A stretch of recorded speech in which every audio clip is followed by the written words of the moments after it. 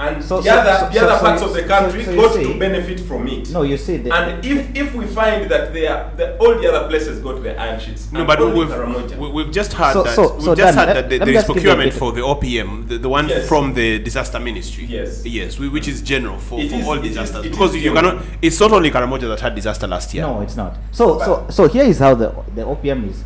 It appears an opaque object, but inside there are 13 ministries running independently and reporting to the Prime Minister. Now, the Ministry for Relief and Disaster Preparedness is sort of your standby generator for anything that happens. So they have a budget for relief, and you know, when you're budgeting for floods, and there are tents, iron sheets, and what that ministry has, and that ministry works nationally across the country. Now, if you go to Northern Uganda, there was a program called the Northern Uganda Reconstruction Program after the war. That it was succeeded by the Northern Uganda Social Action Fund, NUSAF 1, NUSAF 2. NUSAF was building schools, NUSAF was building shelter for people post the war. They have iron sheets. And for me, I think the media going into this big omnibus thing is actually a deliberate diversion. If I were still a journalist, I would first go to the Ministry of Karamoja Affairs.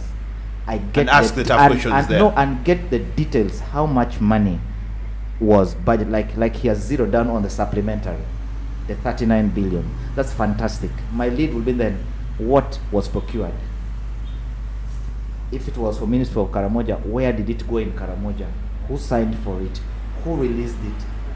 I would expect boots on the ground down in Karamoja, where these iron sheets went, and you'll be amazing by the story that you have. I think that the best entity that has the capacity to do the best investigation are actually the investigative journalists, because you come from a point of no bias and you come from a point of wanting to say the truth. Now, when other bodies go into play, politics comes in and everything. So I think it is wrong to dismiss that there's no scandal. It is very wrong. But for me, I would want to have a targeted, focused conversation. It is okay also if an investigative journalist like Derek wants to look into the relief and disaster preparedness. You never know what is in there. But if you try to investigate the OPM, the 13 ministries, you're going to end up chasing the wild wind, because then it is too omnibus. The things that happen there are so much, but a focused investigation would be a good thing to consider. There's a problem with Karamoja, with the iron sheets for Karamoja, with food for Karamoja, and somebody needs to be asked those hard questions, and some other person needs to answer those questions. And I think we owe that to our country, we owe that to everybody. Joseph, what would you say to somebody who says there's no political will to do the things you're talking about? But you see, to investigate corruption investigative journalism doesn't require. No, I mean, for us, the investigative journalists will continue doing our work. But what about the actual investigations and but you see, I have censures. I have believed over time to do things for posterity. Records never disappear. Yes. People who do right never go wrong. If you investigate the Karamoja scandal and put it out there on record, they might not even use it today. But you have done your moral duty, your civic duty as a citizen. And when you do a lot of that over time, sometimes people are pushed into action because of, you have done stories that have gotten people. Yes. I know that you guys overwhelmingly did. I know an investigation that you did that saved one of the ADs of Bobby Wine, for example. Yes. They had said he threw a grenade. And I know investigative journalism single-handedly saved that young man. Stealing from the sick. Yes. Investigative journalism saved a racket.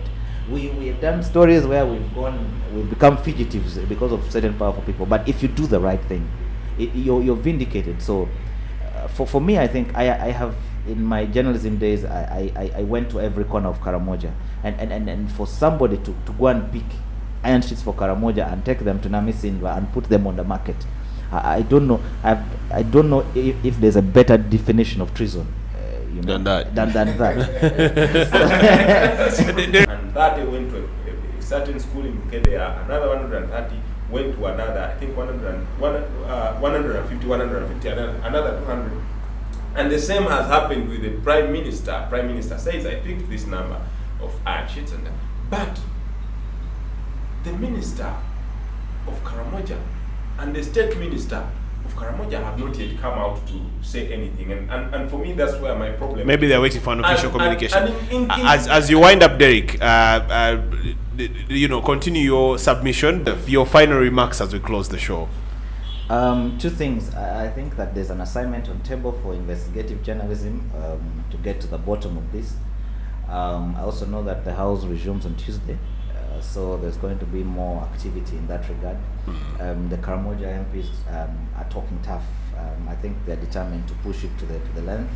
The other area for journalism to look into is what happens to the petition, what the Presidential Affairs Committee that has been asked to take on the investigation does, but also the notice of censure in the office of the clerk to Parliament is something I would follow if I was still in the newsroom.